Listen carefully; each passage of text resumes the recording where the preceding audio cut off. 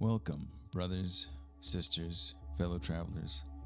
My name is Joel and this is Good Crazy.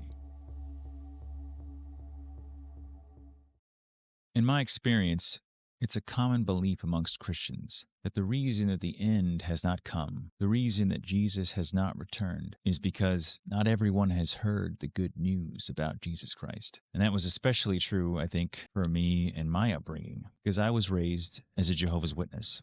And if Jehovah's Witnesses are known for anything, I suppose it's their door-to-door ministry, that every man, woman, and child is expected to go from house to house and just really talk to every single person they meet and try to convince them of their beliefs. And of course, that's not just unique to Jehovah's Witnesses, but it is a defining feature of that religion. And what they base their belief on, in particular, is one verse. There's multiple verses that could be used, but this one verse, Matthew chapter 24, verse 14, is especially powerful because Jesus said there that this good news of the kingdom would be preached in all the inhabited earth, and then the end would come. So it seems like a logical conclusion, right? The preaching has to take place. Once it's reached all the inhabited earth, then the end will come. It's very simple, very logical.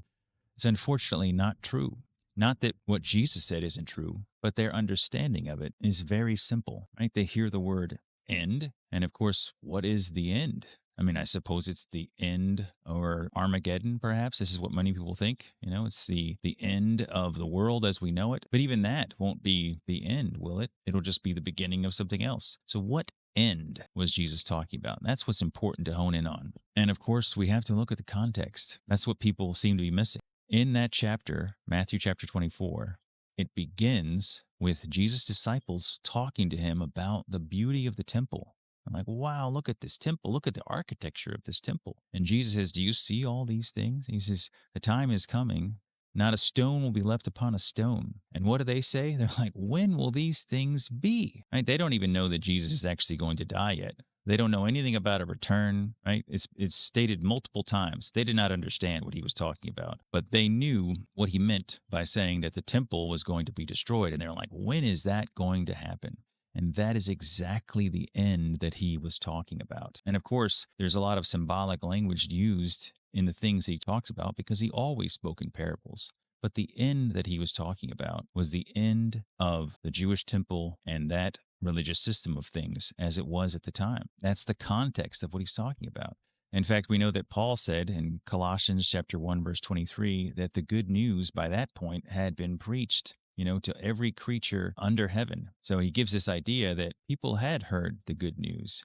How is that possible? Well, they were given miraculous powers to speak in other languages. So clearly it seems that God was making it possible for them to reach all the different parts of the earth and spread that message. Because at that time, think about it, they might have gone to a house, met someone and asked if they knew about Jesus, and they would probably say, no, I haven't. And then they might go to the next house, and that person too hadn't heard of Jesus Christ. That was a very different time. And oftentimes, even in Jesus' parables, he compares it to planting, right? In the very first part of the planting season, besides maybe preparing the soil, is planting the seeds. But you don't keep planting seeds on into the time of the harvest. You plant the seeds in the beginning, and then you cultivate your plants. And so nowadays, it's not just Jehovah's Witnesses. It's people of various Christian denominations that have missionaries that they send out into the world because they believe, well, maybe someone hasn't heard, and that's why the end hasn't come, right? There's that sad story about the young man who went to an island off of the coast of the country of India, an island that was not supposed to be traveled to, and he went there anyway and was shot with arrows by the local population. But what was he trying to do? He was trying to preach the good news about Jesus to those people because he felt that's what we have to do for the end to come. God needs us to reach every single person with the message of Jesus. But the reality is, today we have the opposite problem, right? It's not that people haven't heard of Jesus. They have heard of Jesus. They have heard of Christians, but they don't have oftentimes a very good impression of Christians because Christians have forced themselves upon so many nations across the world, at least people who call themselves Christians. And so Christians oftentimes don't have a very good reputation. So the problem isn't that people haven't heard. The problem is actually an optics problem. So imagine a young woman whose whole life she has been abused by men. Every experience that she has had with men has been not good. How would you go about if you are a man, or imagine in this scenario you're a man, how would you go about helping her to have a different perspective of men? Is it by going up and trying to force the person, say, hey, I'm not like other guys. But in the very act of doing that, you show yourself to be just like every other man, trying to force what you believe is right on others. And that's what people's perspective oftentimes of Christians is. They've had bad experiences with the Christians, and here comes another Christian saying, hey, I'm not like them. When in reality, what we need to be doing is just like Gandhi said, living our truth. If the way of Christianity is the best way, you don't need to coerce someone.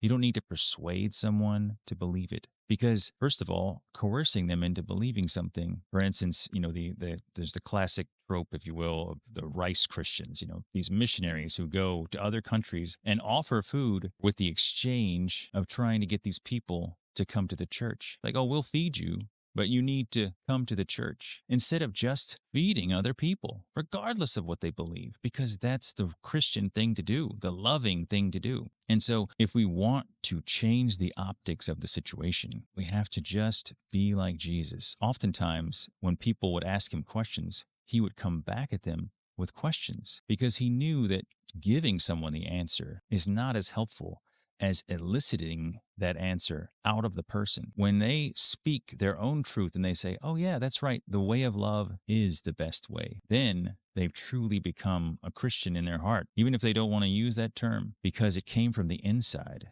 It came without force. It came without violence. And so when we see the whole Christian arc, if you will, as beginning with the planting of seeds, beginning with spreading the gospel of someone that people hadn't heard of at that time, and then cultivating that, right? Cultivating an actual Christian environment that people are drawn to, not forced into. That's what's going to bring about change.